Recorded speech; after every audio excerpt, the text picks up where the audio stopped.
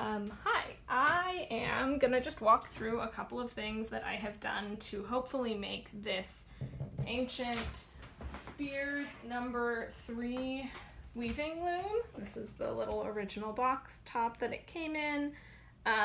Actually work. So there are a few issues with the version of the loom that I got. I've clamped it here for warping later, but I'll start with an easy problem. So you'll notice there's some blue tape that I've added stuff to the sides of this heddle. That is because it needs to be narrow enough that you can move it forward and backward, because this is the downshed position, so it needs to be able to fit in there. But the way that it's constructed, it's really difficult to get it to sit properly in the up shed position. I should also note, if you're used to a bigger loom that actually has a neutral position, as far as I can tell, this does not. Though I guess technically if I stuck it here, that would be more or less neutral, but once again, there's not a rest in front here. This is just my clamp to clamp it to the table. So I basically just took tiny bits of cardboard and some blue tape and added, honestly, maybe like 1 or 2/8 of an inch to either side of the heddle, so that it would actually sit comfortably on the loom. So one of the other things I had to do, I'll show on this side because it's easier. So the way that you actually keep these bars from rotating, there's not like a thing to twist it with. There are little holes that go through the peg and through the, I honestly don't know the technical term for this part of the loom, but through this thing. Those pegs exist in the instructions for the loom, but by the time this one got to me, it did not have them anymore. So I am just using, and the same thing for the front, which you can't see quite as well, I'm just using 2 different sizes of Allen wrench that I already had on hand and that fit. And it's actually kind of nice because the L-shaped bit means that there's something for leverage when you want to pull the thing out in order to move your cloth bar. Okay, it's a little finicky again. Like, this is a wooden toy loom. It is not made, it is not beautifully and wondrously made.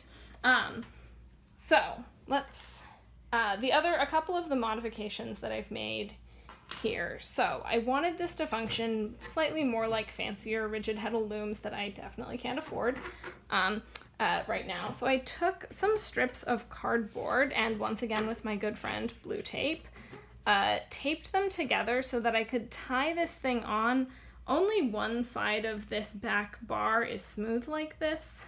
The other 3-ish that I have covered here have these little teeth, and in fact the directions that they give you for how to warp the loom tell you to use those teeth to center individual warp threads. Basically, the directions on this model assume that you are cutting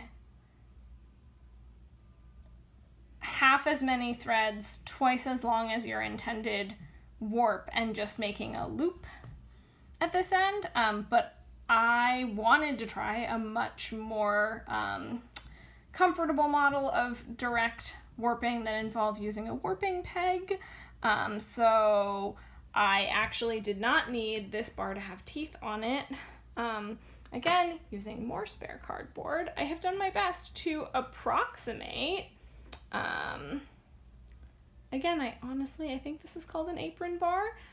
Brand new to this whole weaving thing. Don't quote me on it, but to approximate what I've seen on other looms. So I literally just got a rigid enough piece of cardboard, tied some crappy ancient acrylic yarn to it, and now we can sort of wind that up.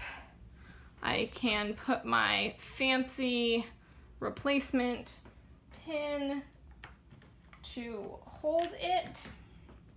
I have a giant clamp here that is clamping it to my table. I did the same thing to basically cover the front end of the loom. You just can't quite see it as well from this angle. Let's see what else. I mean, those are the major things that I did to just modify the loom itself. And by doing that, I can actually use, sort of, technically, a direct, I think it's called a direct warping model. And the loom is just a lot easier to use in general.